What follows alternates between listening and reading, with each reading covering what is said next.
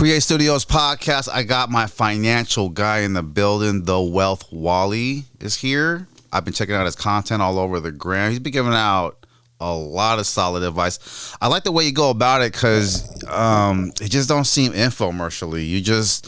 You helping people, man. And like coming from my world, my clients are fair.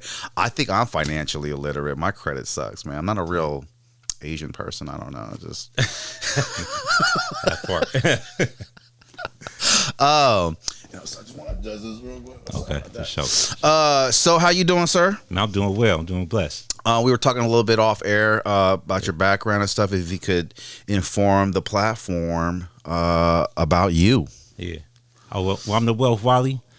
So right now I'm in the financial space. You know, I help people structure their business. I help people build up their credit profiles and also access $50K to $150K in business funding so they could grow and scale their business. Like that. I like the 150K part. For sure. You're doing a lot of great content, man, which I dig because, you know, like certain people just be a little infomercially about their stuff, but yeah. I feel like you're kind of speaking to my demographic, and I don't mean to denounce my clients in any sort of way, but a lot of my clients are like coming out of prison, having regular jobs. It's not like they're getting off their doctor's office and then rapping, you know what I mean? Mm-hmm. And so many people aren't that good with money, right? Why is that? What's the psychology behind? I mean, before you were the guru, like, were you always good with money? Were there issues where, you know, you were on a learning curve? It's not so, for me. No, I don't think I've ever been good with money. I just grew up with a hustler mind state. You know, we always wanted it. It was like money, money, money. I was gonna make our life better. So I grew up hustling, trying to get to it. So, but I made a lot of poor choices. I thought that's the only avenue they gave us to get up out of the situation. So hustle, yeah, I was good at hustling and saving up some money, but at the end of the day, I was beating myself because I was hustling to get to a certain number so I could make my situation better, to have some money to invest into some kind of business or something like that for growth. And yeah, so that was backwards. You know, they never gave us the game. They just showed us that this is what they had for us.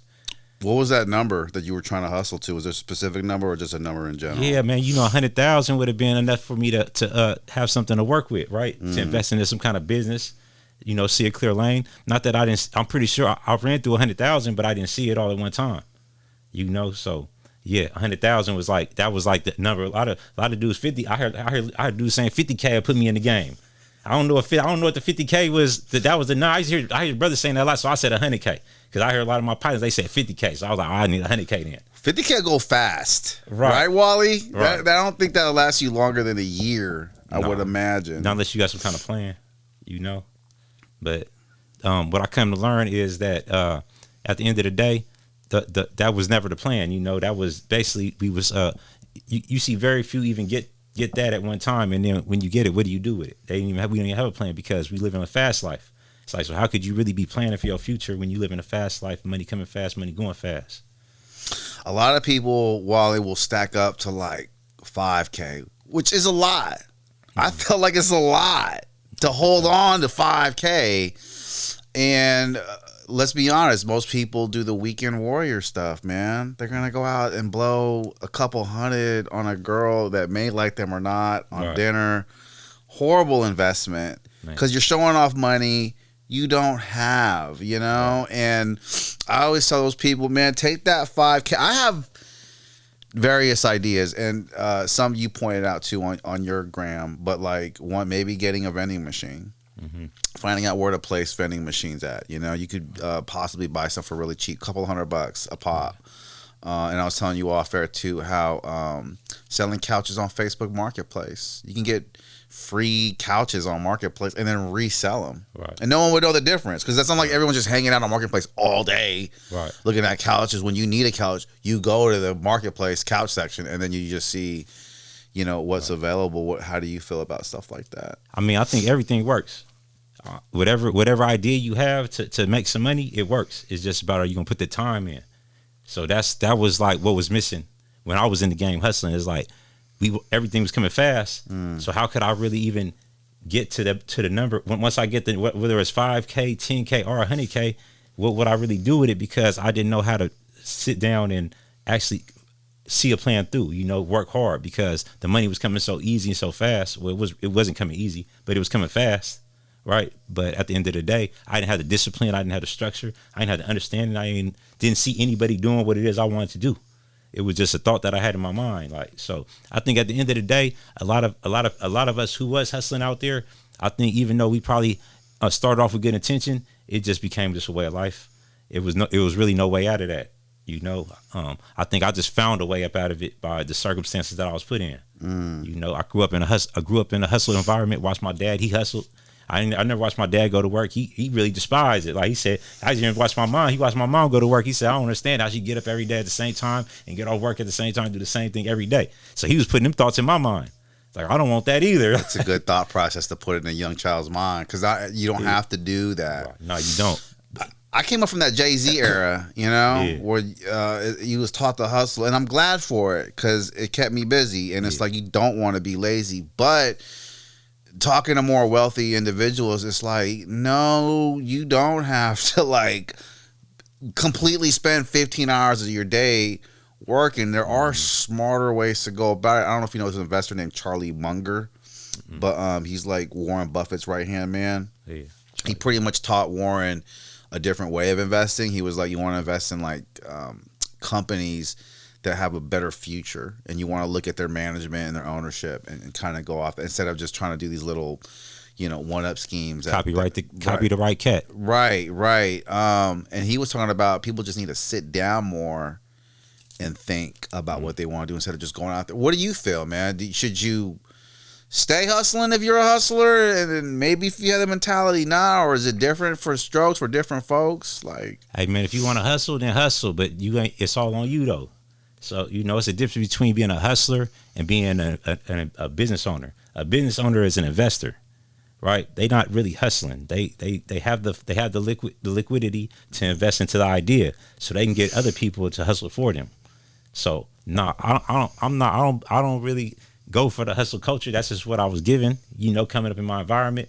But at the end of the day, I'm all about being an owner. Being a real business owner is somebody who you could take a vacation and the business is going to still run without you. You have systems set up, put in place, right? I love that. Right. So this is what the money really is for. But like I said before, I had no idea what the money would be for. Just start a business. All right, then I'm going to run the business and basically do the same thing. I was kind of like doing the same thing recently.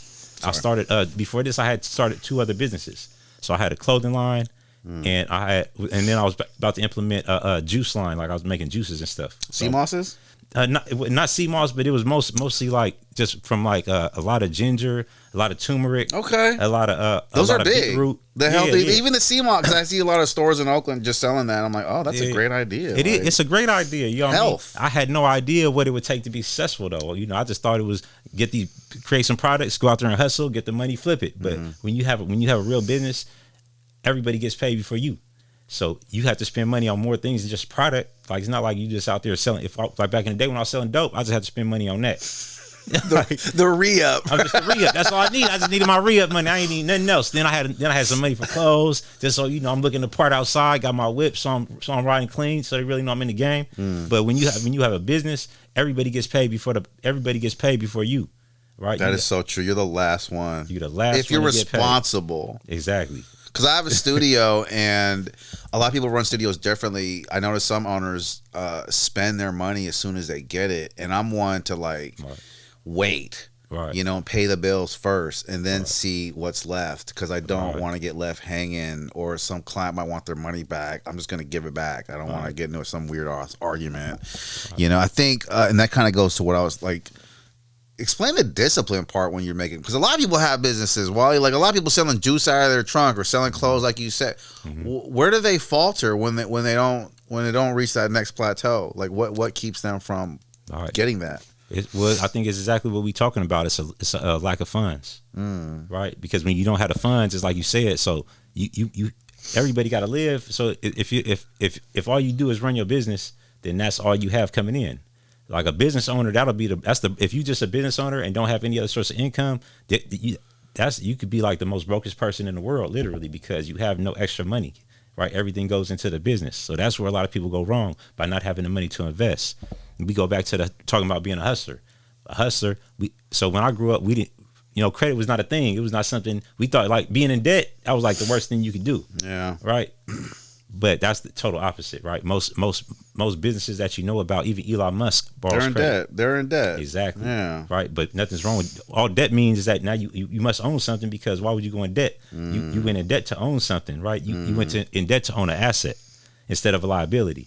So that's a big difference. Like they say most businesses are not successful within the first 2-3 years, and that's because of lack of funds to invest. If all you have is the money that you worked hard for, that you went and hustled probably years for, and that's all the money you have to invest, what do you do when that money's gone? What do you do when your business needs a little extra, or when you have even more fulfillment, more people that want your services? You don't have the money to grow. That's what them dudes on Shark Tank be doing. They go on a Shark Tank trying to get more money to grow their business, right? They're on a whole other level though. While I know that when they talk, it's just like, wow, I never. Because some of the stuff they say is just out of space. Like, well, I didn't even think like that. Like, you know what I mean? The investors, like, they come at it like a whole different ball game. Of course, hey, money. People with money think different for sure. If you got, let's say you're one of my clients, you're coming out of jail, you only got like $4,000 to your name. You don't even have a car. You don't even have a license. What advice would you give them on how to start? What to do? About 4K. I mean, it all depends on what they're trying to do. I would tell everybody to get your credit right. That's the abundance within. I like to call that. So I'm starting a affiliate program. I call it Choose Your Birthright, because for those who not even ready, who may not be ready, I want them to stay close to the fire, because it all starts with the credit profile. Whether they ready or they know somebody who's ready, it starts with the credit profile. So, what I would suggest anybody would do is look up your credit profile. You go on websites like Identity IQ. You can actually pull up your whole credit profile. You can see all 3 credit bureaus across the board, and you can see your scores. You can see where you at, see what you need to maybe take off, see what you need to add on, get your score right, and get in position to get funding. Because that's, like I said, it's no place else in America, whether you're getting out of prison or been out here, that you could literally just walk into a bank if you got the right credit profile and walk out with hundreds of thousands of dollars, right? So I've seen the scammers do it. Hey, exactly. They come up with a whole fake profile. Man, exactly. I don't know. I just seen this thing on the gram where they was taking homeless people's identity and then coming out with loans, and then, you know what I mean? Right. Which maybe you could do legit. You could do it with your own. Exactly. You really built that foundation. See, I think a lot of people don't understand that whether you going in debt whether you borrowing from a lender like a bank, right? Really go to Bank of America, Chase, and borrow $50K, or versus you spend your time hustling, like we was talking about, like you spend, whether you spend maybe you got a real good hustle, you know how to get $50K in a quick 6 months, like a little extra $50K liquid, so that means you was able to stack $50K and then be able to have to just for your living expenses as well. $50K got to be tough though. Very Wally, tough. Right? So you got to think. So why not just spend 90 days building up your credit profile? Then you can go access that $50K from the bank. You're going to owe it either way. Like, you either going to owe it by investing your time, or you're going to just owe it to these lenders, right? But either way, it's the same thing. Why not skip the line, right? Especially you have a plan, right? If you have a plan, you want to invest into your business, like, why not skip the line instead of wasting the time trying to get to this number when you could you have abundance within you by building up your credit profile, get the right score, make sure everything's paid down on time. Just learning what it takes to build a fundable credit profile. Should you have a plan before you go about fixing your credit, before you get the $50K, so you know where to throw the $50K? Because it could be some bad advice for certain people getting $50K, not knowing what to do with it, though, right? Yeah, of course. You should definitely have a plan, though. Like everybody has a plan, I believe. They just don't know what to do with it. There's a fear attached to it. So I'll use myself an example. So like I was telling you, I started a couple businesses. I had a clothing line, and we was doing t-shirts, hoodies, and hats, right? And then I thought I just had to go out there and hustle. I could just sell this product, make some more money, buy some more product, So, but that wasn't really a plan, because I didn't know what it took to really be successful at a business. So yeah, that was my plan though. Either way it goes. So I would suggest for anybody, if you want to run a business, just find somebody who's already successful at doing what you want to do. Right, that should be part of your plan. Invest into them. Invest into some mentorship, because that's what's wrong with a lot of us. We think we know everything. We think we want to watch YouTube and I watched enough YouTube videos and I figured it out. Or you watch a bunch of clips from Instagram and figured it out. It don't work like that. People hit me up all the time about my content, but and then they feel like I'm cheating them because you're not getting the whole picture. I'm just trying to give you I'm giving you a 60-second clip of something that actually works, but I'm not giving you the whole picture because it's only a 60-second clip. They need to add the consistency. Right, consistency, definitely. Consistency. I mean, that's how you gonna be successful if you're not consistent. You know, you have to have a game plan. So I always suggest to have some kind of mentorship, brother. Yeah. Like what you doing. You running the studio. You've been doing this for a while, I'm sure. Oh yeah. So I'm sure you could teach somebody a lot. Yeah. Right. Absolutely. Right.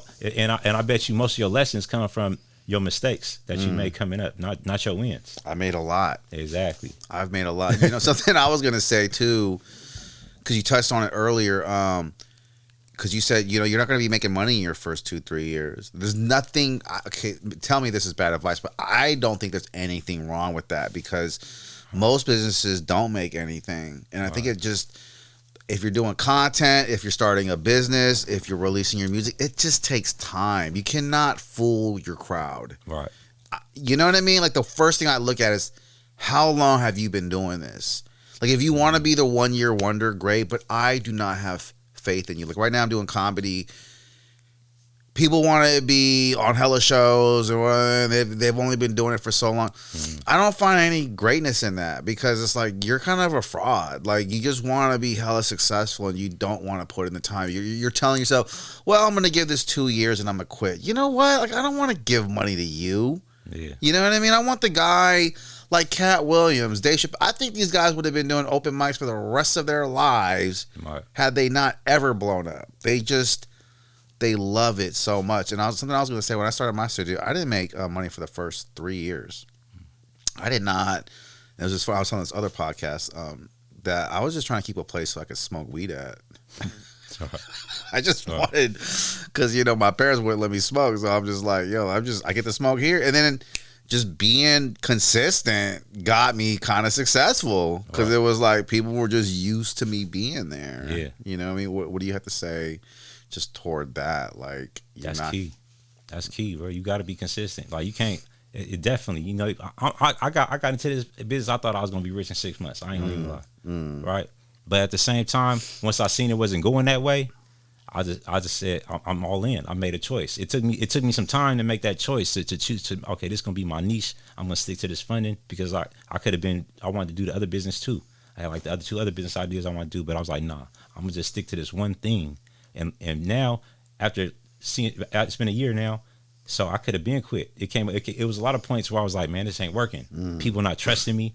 You know, I'm making all this content, people not even responding, and then one day it just blew up out of nowhere. Right, so it's different levels, right? But you have to be consistent, like you said. I think anybody who wants to be in a business, be successful, you should be willing to be in it for at least 5 years before you start seeing success. And that's the amount of time where I can give you your respect. Right, like now you really in it. Like you battle tested. That means you've been through some ups and downs. Like you had to go through some rough times in 5 years. So it's no doubt consistency is key, man. Anytime you start and start something, you're gonna be like, I think it all works. Like whatever it is you want to do, it all works. Like. Everybody makes money doing different things. It's just when if you start and stop a lot, basically when you do be successful, death. You could have been successful probably years ago if you had be consistent with that first thing you started. Don't stop. Don't stop. Don't stop. A lot of people pump fake. Like don't shoot that shot. Yeah, nah, for sure. You know what I mean? Yeah. Like it's just. And I get it, like, but a lot of people are like, oh, I should stop because I'm really could have been successful at this job. Like, no, you weren't. You're not gonna be successful at that. Like, if you got an entrepreneurship goal, like you said, stick with that. Like selling clothes. I've seen a lot of people do it, Wally, and stop. Yeah. Where did they fail? You know, why were you like? What is it? Do you know what I mean? Because a lot of people sell clothes. Where do most people falter with that? Like, is it the rebuying of the clothes where they're getting? Are they buying cheap material? Are they not marketing enough? I mean, I can't speak specifically because I jumped out of that early, you know. Okay, so right.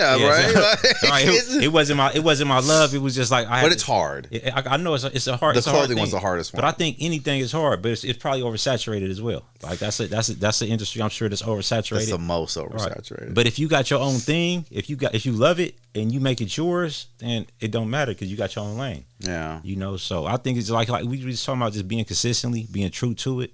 And then get the capital you need to be able to invest, because I think a lot of people do stop because they get scared because they don't got the funds. Absolutely. That's probably what it was for me. Like I was starting, and then I have a lot of great I got a lot of great ideas to grow the business, but it's like, damn, I don't got the money for that. Or if I spend the money in my bank account, the money in your bank account goes a lot faster than it leaves out a lot faster than it came in. It don't stay there. You don't. Right.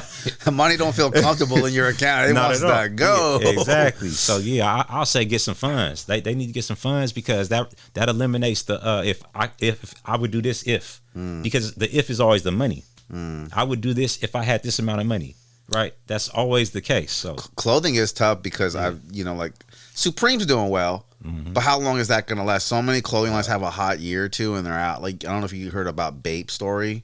No, what happened? So Bape is this very was this very popular clothing line back in the day. It came from this guy in Japan. Yeah. And what happened was he sold half and then gave half to the cool kids in Japan. And if he thought that you were cool, he would just give you the free clothes because that was like free advertising, right? Yeah. And then so people would ask the cool kid, hey, where'd you get that? And he was pretty much just like, that was his thing. And then supply took off and demand wasn't there. And that's where he kind of wanted it. He wanted it to be kind of hard to reach. But I just saw this whole content about Bape. Like, they were only hot for 2 years. And they were the hottest thing out. And now it's like oversupplied, oversaturated. And no one wants a Bape. You're talking about a Bape sweater? Like, those were so hot, right? The pull-down hoodie with the zipper. I remember those. Right, but now they cost next to nothing. But before, they'd be like maybe like a 500, 1,000. He oversaturated the market. And it's like you got to cash out at some point, right? Because you have all that demand waiting for you. Got like a 2-year wait on to get an outfit, And now when he supplied it, then it's like all these dorks are wearing. I don't want to wear this shit. No right. It's always like that with every clothes. I want to see them be wearing my shit. Yeah, like, come on, man. But I mean, I've been around like since cross colors. Like it's the same thing about cross color. Like that was like the hottest shit, and then you see these dorks wearing. You're like, wait a minute. It's like that back in the day. I remember that kid, Crisscross and all that. That's I mean, there's been so many. Yeah. So many hot clothing lines that have just plateau. I think Supreme's probably plateauing. Yeah. I don't know. I mean, I don't wear Supreme. I know Supreme is hot though. They be having that line out the door. Is it still hot? That line be out the door at least once a week in San Francisco for sure. Supreme is a hot clothing. They had Pink Dolphin. Remember Pink Dolphin? No, I don't remember Pink Dolphin. Pink Dolphin was a hot, but yeah, it just kind of goes to show you like clothing's the hardest one. Like you said, it's very oversaturated. I mean, the financial industry is not no joke either though. It's a lot of people in it. It's a lot of people getting this lane because it probably seemed like to me it was enticing. Like, oh, just an easy way to get in. Oh yeah, but it's not easy. It's not. Nothing. I don't think nothing worth having is easy. I had to figure that out the hard way. So the studio is very difficult. Right. If I don't have love for this, I would not be here. I think you have to have a love for something too. No, for sure. In order to see it through. No, my love is I'm loving because before I get paid, everybody else gets paid. That's the even funding, right? I don't get paid unless I get you some funds, right? So yeah, and a lot of times, a lot of people that I talk to, they just not ready. Like when I started off, I was ready. I was already in the game. I already had the right credit profile from the gate. When I seen what the credit profile was to get funded, I was like, I got that. Which it wasn't like I intentionally put myself in that position. Just things lined up, and I knew my credit was valuable. So once I recognized it was valuable, because I had repos and everything like throughout my life, like everybody else probably. But it came to a point where I see my credit profile was good, so I started protecting it. Start getting credit cards, paying them off. I didn't really know what to do with it until I got into this industry. You mean them little credit cards where they send you the offers even when your credit? No, I have real credit cards. Okay, my first. So I started off. My mom put me on as authorized user. So that was boosting my score up. Authorized user is like, somebody like my mom, somebody who has a credit card, they can just put you on there. And it's free. It don't cost you anything. They don't lower their credit score? Not at all. All it does is boost up your score. Now it won't hurt you as long as they pay their credit card on time and they keep the utilization under 30%, because that's a major factor when it comes to your credit profile.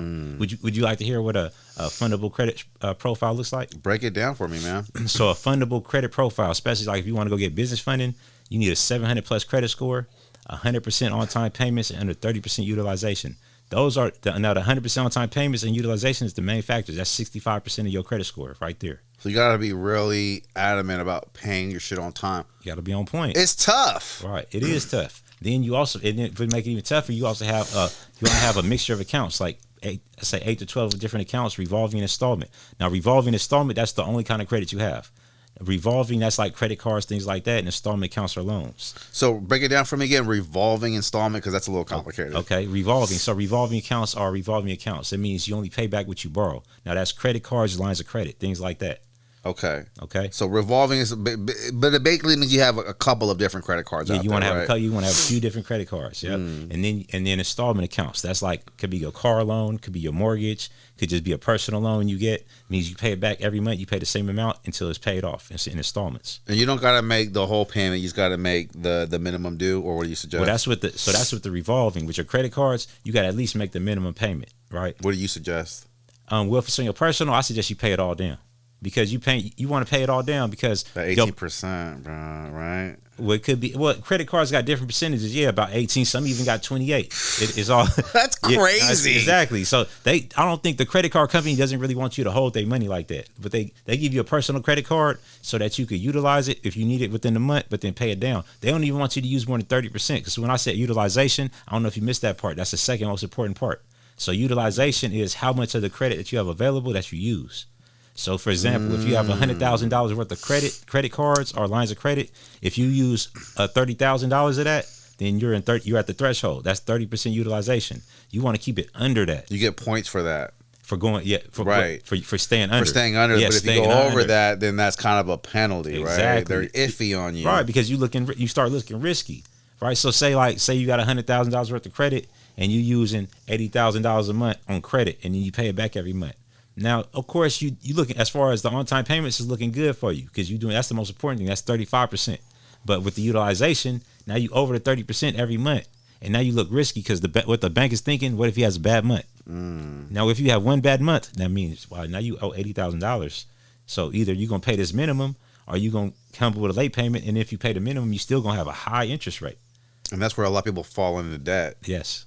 Exactly. Right. Utilizing their personal funds. And that's the worst thing we could do is utilize our personal funds for our business. Let me give you the rest of the structure, though, because I don't want people to miss that. Yeah. Break it down. So I said the on-time payments, 30% utilization, at least 8 to 12 revolving installment accounts. Then you want to have 3 to 5 years credit history. Now, history is based on your average. It's not like your oldest account. So anytime you get new accounts, it makes your history go down.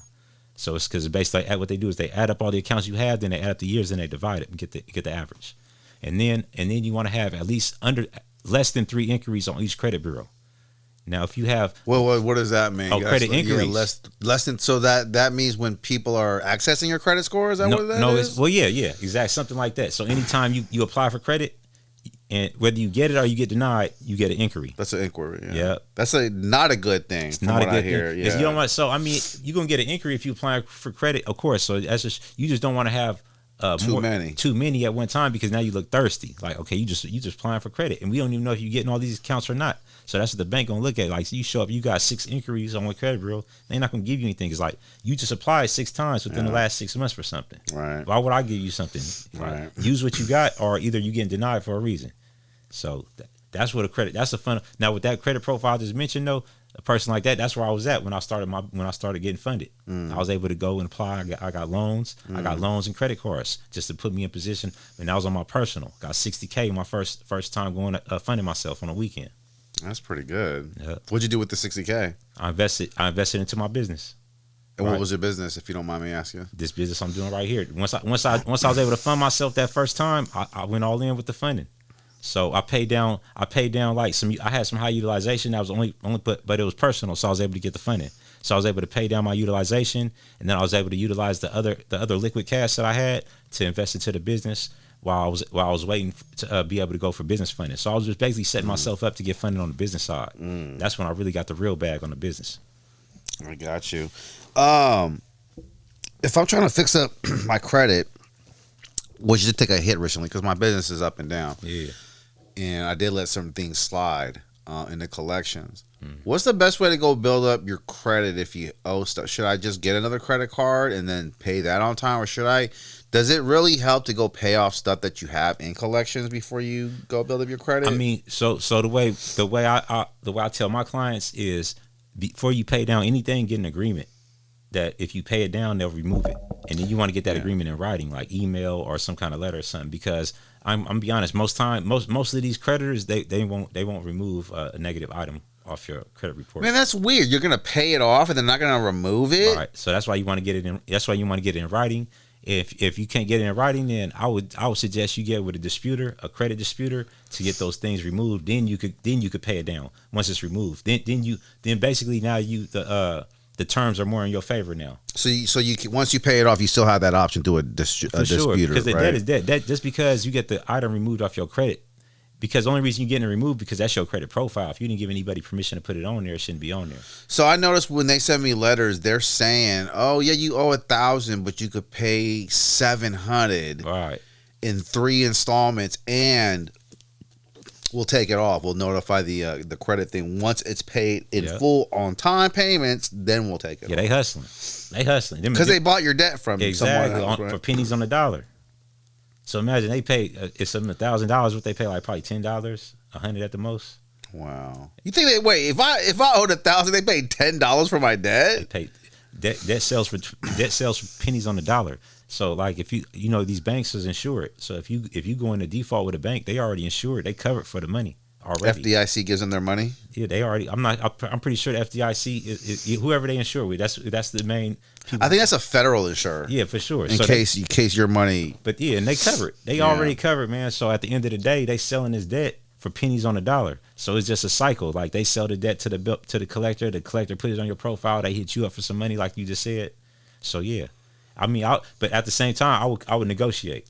If you're getting letters like that talking about they remove it, I'll call them up. Call them and negotiate first. Well, how can I negotiate? Can you give me a tactic? Like, let's say, okay, you owed 1,000. We'll make it 700 in 3 payments. Right. What would be your comeback? I mean, I'll just ask for my negotiation would be, can I pay less, basically? Because it's pennies on the dollar. Yeah, you saying 700? Can I give you something? Can I give you 350? 350? Will they take 350? You never know. You never know. I mean, you got to tap in with them and find out, man. At the end of the day, it's their business. They're going to run it how they want to. But they're desperate to get something out of you, right? I don't think they're really desperate at all. You got to think. I mean, this has nothing to do with the funding. What does have something to do with the funding game? This is something I learned about collection agencies. Right. Or anybody with a business could buy debt. Right? Did you know that? No. Like anybody with a business, you can go buy debt. And what that debt does is now the debt that you buy, that adds value onto your business because you own somebody's debt.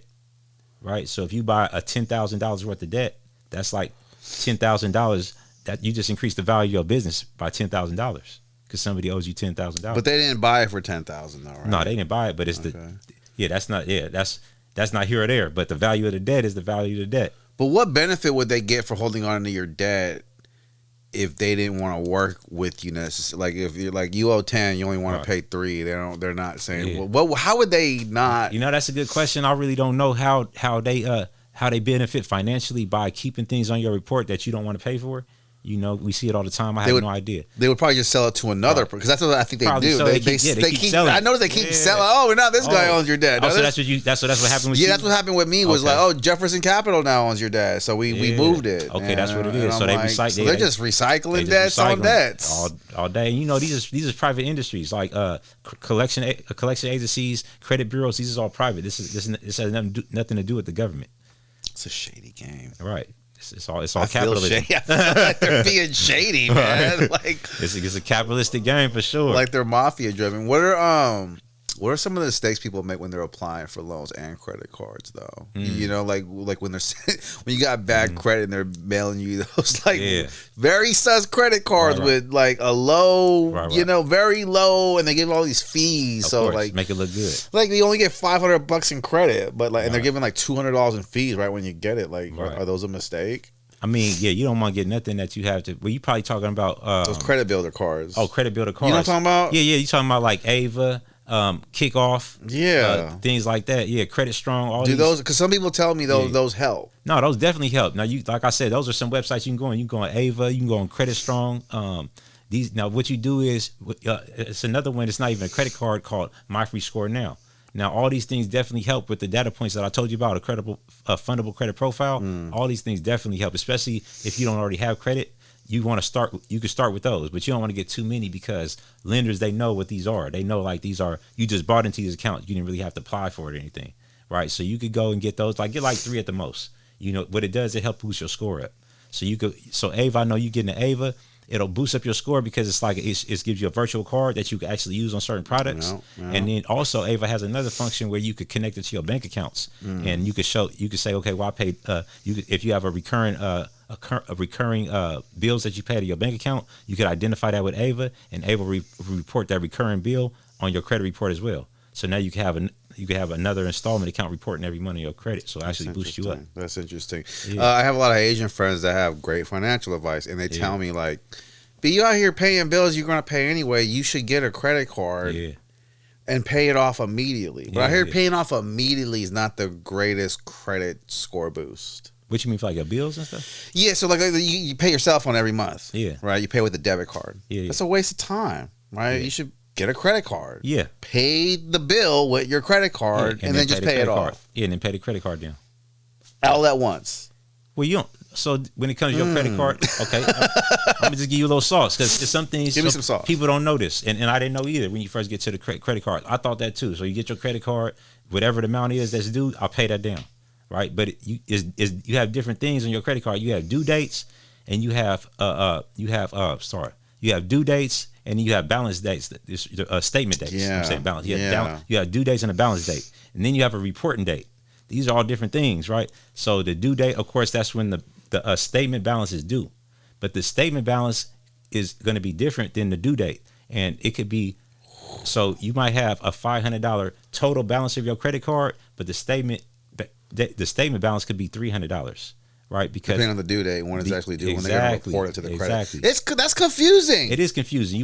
It's a lot to keep a track of. If you're not up there in the head, what should they do? So you just pay it off then, or I'll just pay it all. Yeah, if it's too much to keep track of, because it's a lot, bro. I tell people, so if you especially if you're going over 30%, just pay your credit card off twice a month. All off. Yeah, just pay at least make 2 payments a month, right? Because that will raise your credit score, right? That'll definitely raise your credit score. Just using the credit card, paying it off. Exactly, and they pay you to use the credit card. You get points, 1% to 2%, sometimes even higher reward points for certain products. So it's like they paying you to use the card, you know. Because it's dumb using your credit card to pay off that. No, I'm sorry. It's dumb using your debit card to pay off that. I mean, you just basically you're not getting anything out of that. You know, if you just using your debit card, I don't even use my debit card, to be honest. I don't use it for anything.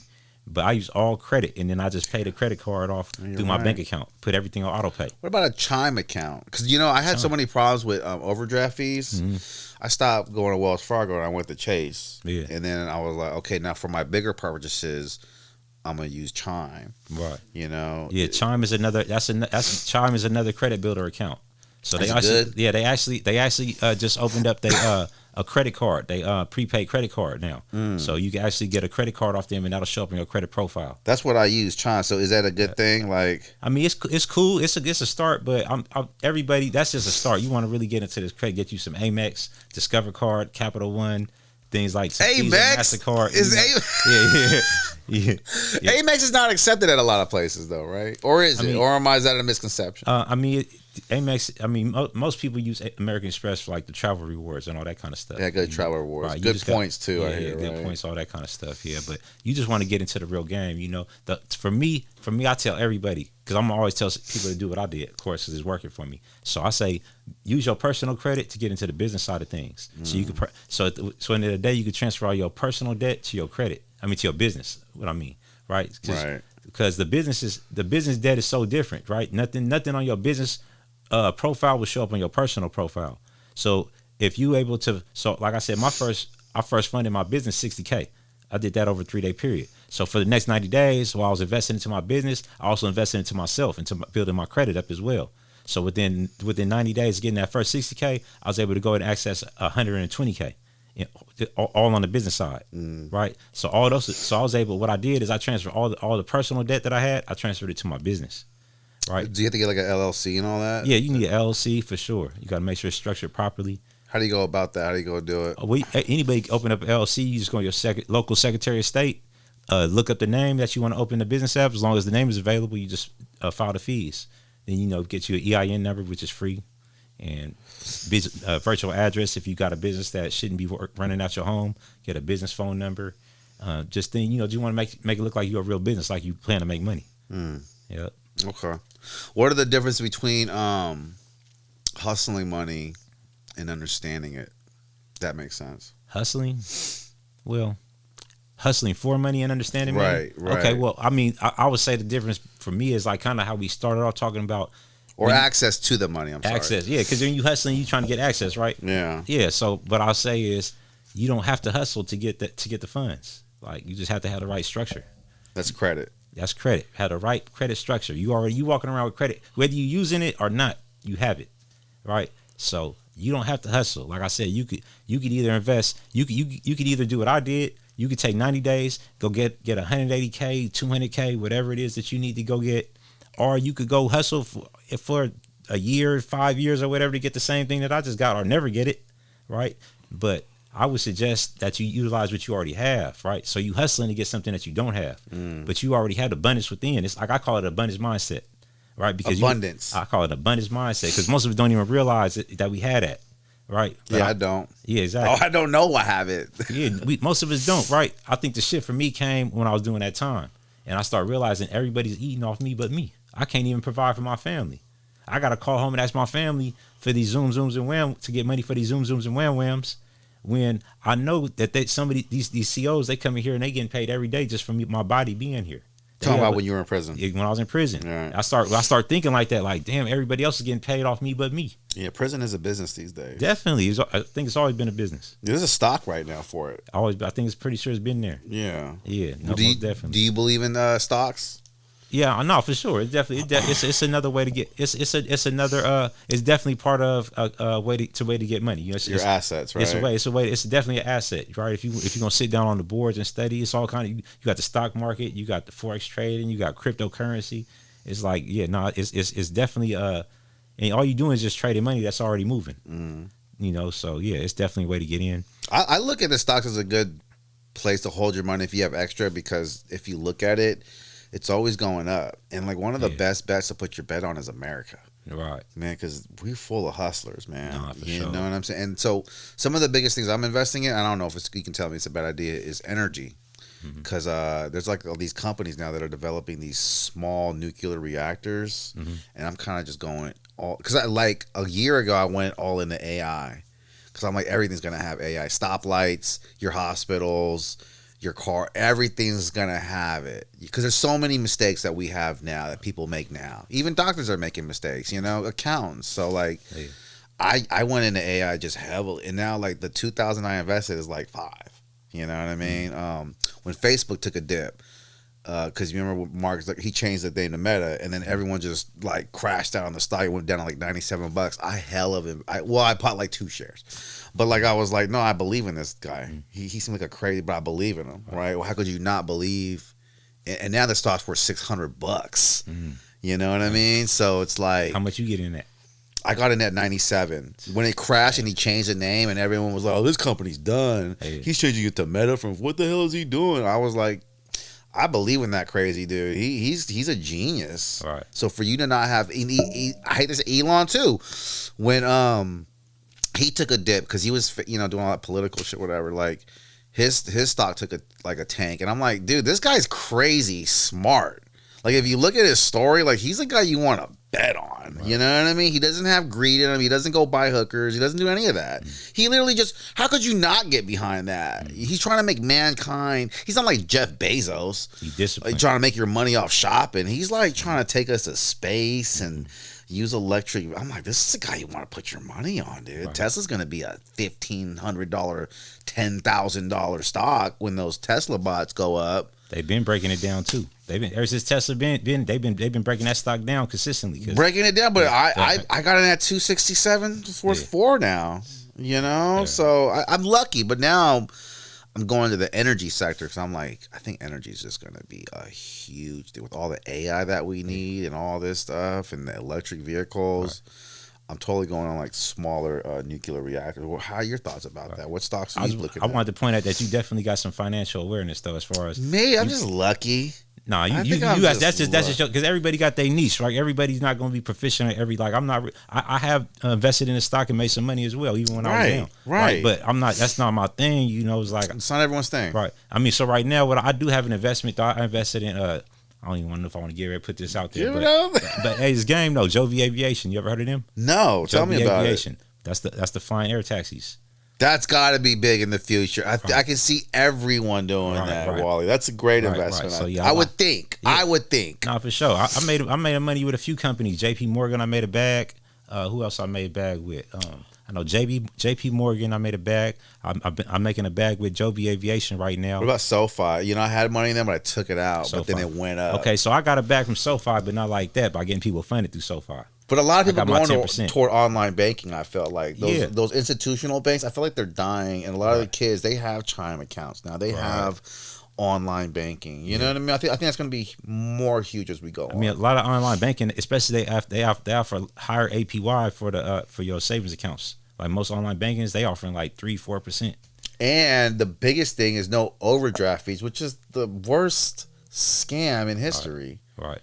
I think that's just atrocious that they charge $35 for you to borrow $2. I went over on my. That's ridiculous, man. Wells Fargo is the mafia for that. Like, there's certain. I don't even buy clothing articles that cost more than $35. What are you doing charging me $35 for borrowing a little bit of money? Like, for sure. And that's the game out here, man. These interest rates is no joke. You got to be on top of them because you could either win off the interest or you could lose. But it's just something you got to be aware of all this stuff. How do you win off the interest? I mean, like I said, you got to be for the most part, especially when it comes to my industry. Credit cards, things like that, lines of credit, you got to know what your interest rates are. First of all, make sure you're paying everything on time because that's really how you're going to win. And then at the end of the day, when it comes to interest, I like no interest, 0% interest. Right? How you get that? 0% interest credit cards. You get that with that credit profile I spoke about. So that's why you want to be buttoned up the right way. So if you got that right credit profile, you can get 0% interest credit cards. And them is like promos anywhere from 6 months to 28 months. Right, all banks have Wells Fargo. I get letters from them all the time. They trying to throw me some 0% interest. Now, especially on the personal, especially on the business side, when you got to think when you go to the business side and you have a $40,000. I'm just throwing it out there. $40,000 a $40,000 business credit card with 0% interest for 12 months. That's like free money for 12 months because you don't have to pay any interest on that money. So that means you have time to invest into your asset, let it grow, and then pay the funds back before the interest kicks in. Interesting. Yeah, that's like a door that opens when you're at that level, though, right? Like, no, you just gotta have a profile. So that's what it is. It's really just the structure. Like, it's just taking the time. Like I said, you want to just take the time first to actually analyze what you're working with. If you're not actually looking at that profile, because your credit, that's like you should know your credit like you know your address, like you know your phone number. Yeah, you should. You should. It's a part. But a lot of people don't. They're afraid to look at their credit. Right? They're afraid. But everybody right? else looking at. Let's use. I'm gonna use one that I know tear everybody up. When you go get a car. I was just gonna bring this up, but please go on. Okay. All right. Now this tears up everybody. Most people go get a car. They don't even, like you said, they don't even want to look at the credit. They just go in there hoping to get a car, and what these car dealers, they know this. So what do? They dick you around with the bank call. Man, what they do. Look, so what they really do is they gonna run that credit as many times as they need to get you approved. And that's gonna fuck up your shit, right? You are gonna get hella inquiries. You can get. I've seen somebody had 28 inquiries from one car. Literally, so that means oh my god, that's a cold thing. I mean, they call it 28 different banks till they finally got an approval. Now that person's credit had to be shot, right? But this is what they do though, and car dealers are known for doing this. They don't even, if you could walk into a car dealership looking like you got good credit, probably do have good credit and still walk out with a lot of inquiries, right? So you want to actually learn how to. So it's not just about knowing what your credit is. Now you want to actually learn how to run these plays so you can actually maximize and benefit from it. So what I would do now, this is what I did. Instead of going to the car lot and asking them to run my credit to get me approved for a car, what I do first is I'll go to my local credit union, preferably one that I already have a relationship with, and I'll just get a car loan directly from them. That's going to be one inquiry. That way, when you walk into the dealership, you're just presenting them what you can afford, and they're not going to dick you. They're not going to do that back and forth stuff that they do. Right. I already got the check. There's no reason for you to even look at my credit. This is the car I want. Right. I love that. I love that. Yeah, not for sure. So, we gotta get out of here pretty soon. But sure. before we go, and I think you kind of touched on this already. What are the common mistakes people do make though when they're applying for these credit cards? So the common mistake people do is they apply without. Same thing with the card. They apply without knowing what's on their credit. That's the number one. You applying without even knowing if you can get approval. It's no reason to do that because I just told you what the data points were. Right. So if you just look at your credit, if you have the data points, if you don't have the data points, then you build your credit up. That's what we doing in my new company, Bank Bridge. That's what we doing. We building you up so you can get you and put you in position so you can go get funded. So that's the common mistake. That's the number one mistake. And then the second one is not understanding pre-approvals because you can actually see what a lender was willing to give you or not give you before you even get an inquiry through a pre-approval method. And the key to that is this is the sauce. Most people, because like you say, a lot of people don't it's what you don't know. What you don't know is what you fear. If you pre-approval and they say no, if they say no, we don't want to give you the money, they're going to actually tell you exactly why they're not giving you the funds. Because a no from a bank is not a no forever. A no from a bank is a no for right now. Means because they want to give you the money. So they're going to tell you exactly why. If they say no, they're going to tell you exactly why. They're going to list it out. Like you need to do this, this, and this. Whether you got high utilization, you have late payments, you don't have enough age, you have too many new accounts, whatever it is, they're going to tell you exactly why. They want to move the money too. They want to move the money, man. This is like they don't make money off just sitting on it. Yeah. Like you said, this is America, and then all those people that you spoke about, Elon Musk, Wells Fargo. I think you talk about Bezos. All these people borrow money. All of these people borrow money. It's a product for them. It's a commodity. So the banks move money. That's what they do. That the bank, you don't put money. Anytime you invest and put money in your bank account, that's money for the bank to lend out. Right. So they love that. So yeah, that's a common mistake. So I suggest you learn exactly what's on your credit profile, understand what a fundable credit profile is, and then learn how to use pre-approvals so that when you do walk into the bank, you walking in with a hand up and not a hand out. That is huge, the pre-approval, friends. I'm just telling you, right? Don't let them call the bank. You go to the credit union and make that call for yourself. See what you're pre-approved for. Anything you want to promo before we get out of here, my guy, Wealth Wally? Yes, sir. So, I do want to put it out because what we doing, like I said, we out here to help the people. And like I say, a lot of people come to me to get funding. And what I found out is like at least 8 out of 10 people just are not in position, but they really want to stay closer to fire. So because of that, I started my affiliate program, Choose Your Birthright. So it's an affiliate program to where if you have anybody, so maybe you're not ready in position, but you know somebody who is in position and you want to refer them to my services, you can earn 20% commission by referring them to me. So right now I'm signing up the first 50 people for my affiliate program for free. You could text the word teamwork to my number 844-885-1144. That's teamwork because teamwork makes a dream work. So you lock in with me. You can also be part of my free community where you can also get a lot of this information I talked about right now with my boy Brian. I'm gonna give you this game for free inside the free community. You can stay closer to fire. You can get your friends, and your family funded, and this is what we and earn yourself 20% commission while you learning at the same time. I'm just gonna tell you right now, man. With the inflation, the fuel cost, money is so important right now. And how you manage it, not how you spend it. So. Yeah. Definitely take this man's advice, man, and go manage your money right. Not just spend it right, but manage it right. For sure, man. You gotta definitely learn how to manage it right. But get some. You gotta get some before you start managing it. Yeah, go get some. However that is. Go get some first. Illegally, but then once you have it, preferably on the legal side. But learn how to get some first, man. It's gonna change your outlook. You know? All right, Wealth Wall, I appreciate you coming out, man. Thank you so much for the game. All the time. Please listen to the game. Please look up for the clips. Your Instagram and TikTok and all platforms. You can follow me across all platforms at The Wealth Wally. That's all Instagram, Facebook, and YouTube, and TikTok as well. Are you doing the YouTube Shorts? YouTube Shorts? You should really. I'm about to start. The interaction rate's crazy. Yeah. On those. Okay. Yeah. I'm building up my content right now, so I could just flood the market. You know? Instagram's a little dry. I'm not gonna lie, but like TikTok and YouTube Shorts. Instagram be acting funny. Wow. My Facebook going crazy though. Tap in. I'm up. Facebook's crazy. I'm past 50K followers right now. Okay. Yeah, we up. Look how to advertise on Marketplace too. Yes, sir. Those get a lot of views, man. Everyone's on Marketplace just looking out. Crazy. All right, man. My guy, The Wealth Wall, go at him on Instagram. That's where I got him. You'll see the clips coming out. I appreciate you, sir. For sure, man. Let's go make some money, man. We out, man. Create Studios Pod. Yes, sir.